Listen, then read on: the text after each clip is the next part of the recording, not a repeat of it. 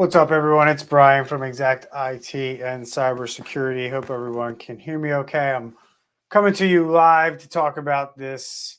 Seattle-Tacoma Airport has been hacked, and it's causing a lot of problems for travelers up in that area today. And we're going to talk about kind of what's going on here with cyber criminals figuring out that attacking travelers leads to a mighty payday in a lot of cases. People do not like to go to the airports and be inconvenienced with delayed flights, canceled flights, problems with just travel, with your bags getting there on time, even being accepted at the airport. At this point, they're telling travelers to not even come to the airport with checked baggage because things are not going well. They don't have the systems, they don't have the computers. So we're going to get into it in today's video, but please remember to like the video, subscribe to the channel, check out the links below if you need help with anything related to cybersecurity, except for scams and personal extortions. We don't get involved with that. We help businesses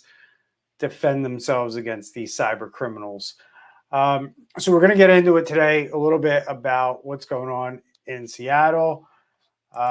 So far, they have announced very little, but we do know some things that we can talk about on the channel. That over the weekend, the SeaTac Airport experienced a significant cyber attack. This is an international airport that sees about, I think it's about roughly 1 million passengers a week run through this airport. Has disrupted internet services, phone lines, baggage handling, and flight information, as I kind of already alluded to in the description. If you have any questions or comments, drop them in the chat. I am actually live right now, so I will see them as they pop up. The attack has led to multiple flight delays, cancellations, and major inconveniences for travelers.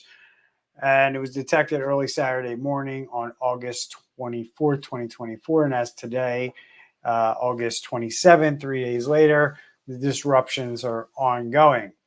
So this has been an ongoing issue for several days with no clear resolution in sight. This means that more than likely this airport wasn't necessarily ready for this type of cyber attack. The breadth and depth and what's been impacted is, in my opinion, is great. These are the things that I talk about on the channel all the time, that you do not want the blast radius when things go off to impact this much of your business or this much of your operations. And unfortunately, for travelers in the Seattle-Tacoma area, they're going to be dealing with this for several weeks.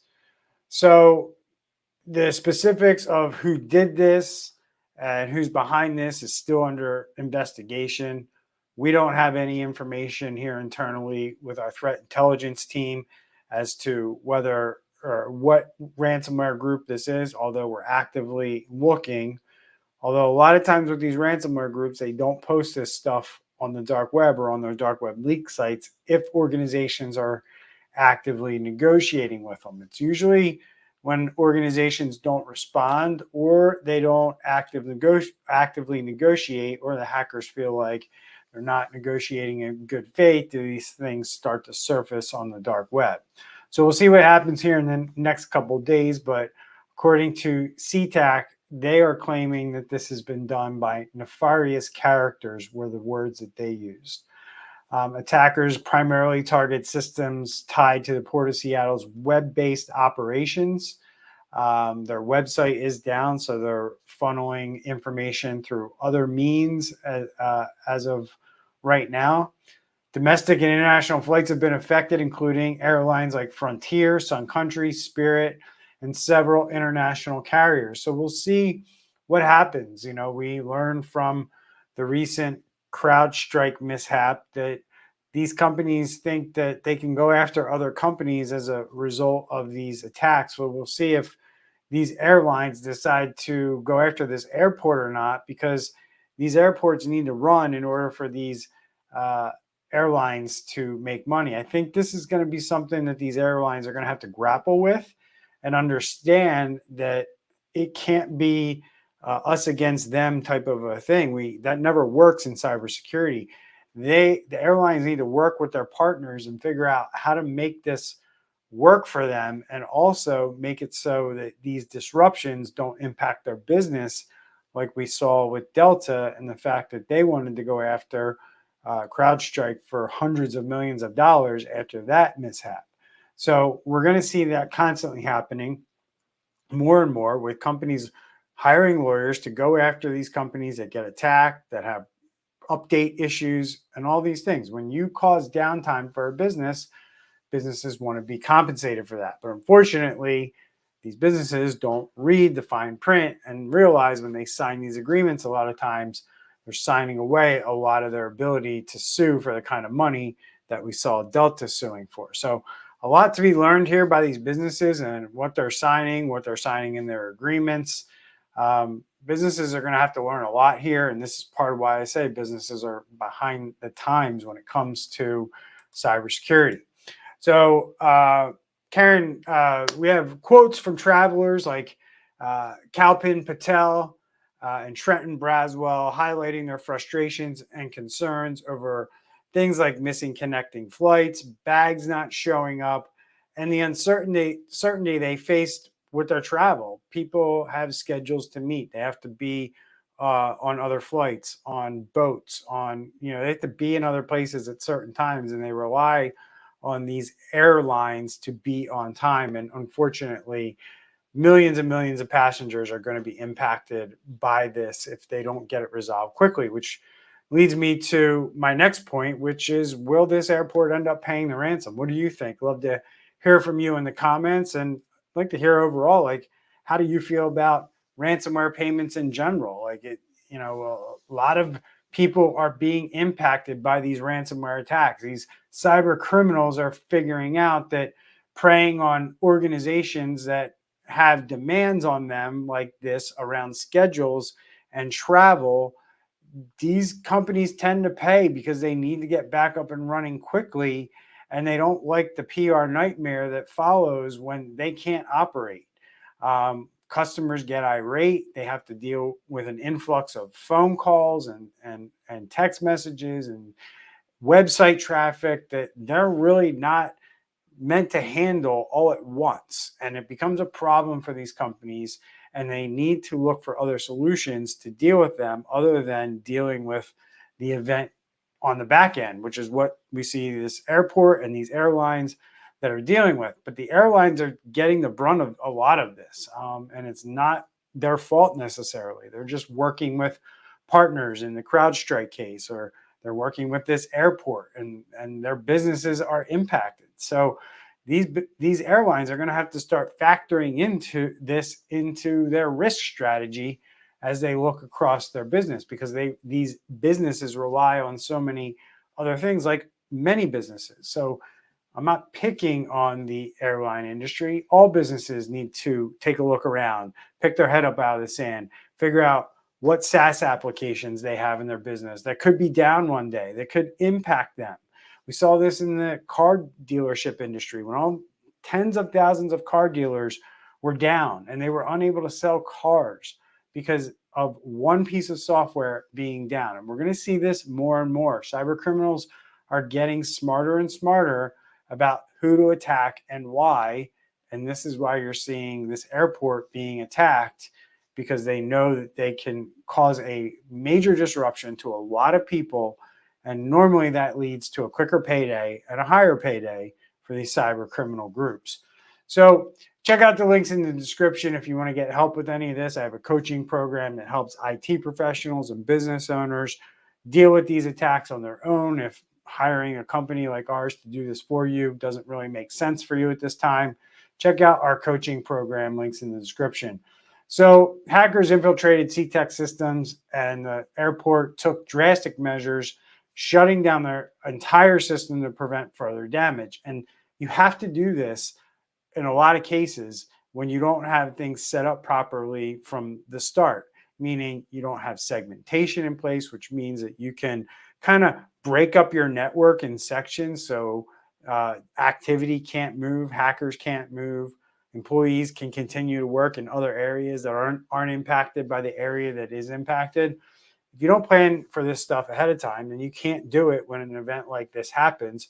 So it means you have to shut everything down. It also means this organization could potentially needed to have had something in place where they could detect this earlier and it didn't become so widespread. A lot of these detection tools we don't see organizations investing in because they invest in things like CrowdStrike, which is really a prevention tool. While they do a lot of detection, you have to pay for that piece of it, the detection and response. And a lot of companies just pay for the protection piece, which is the cheaper piece. And they don't realize that these other things need to be done or added on to their cybersecurity program and their stack in their business.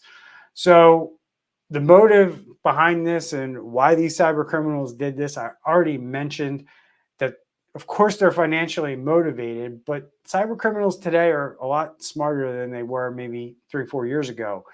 They know that this organization is going to be under the gun to get back up and running. So that is a tremendous amount of leverage that these criminals have in order to force this organization to pay the ransom. So these attacks can target anybody. So just don't think that because you're an airport. We just did a story on my podcast, Security Squawk. You can check that out here on YouTube as well and other podcasting platforms. We talked about a nonprofit radio organization that was just hit, and they had to pay $1 million to get their operations back up and running. Well, yeah, this organization does about $14 million a year in revenue, so to speak, for a nonprofit. That seems to be a lot, but at the end of the day, this organization probably thought nobody's ever going to bother us. We don't do anything that anybody would want. We don't have data, and we don't really operate in a way or have anything where anyone would want to shut us down. That's not true. You have hundreds of thousands of members, and these members rely on this organization for whatever it is that they do. And these cyber criminals know that. So if you don't have a robust cybersecurity plan, you're going to be reliant on this ransomware key and these hackers to get yourself back up and running because you have no other option. So that's what we see in a lot of businesses, unfortunately, too. It's not just nonprofits. I'm just giving you an example of like a company that probably thought a week ago they would never get hacked, and now they're paying $1 million to cyber criminals so they can continue to operate. So travelers, what do you need to be aware of? You need to be aware of anything that happens with SeaTac in terms of communication, right? A lot of times with these attacks, we see a lot of data exfiltration.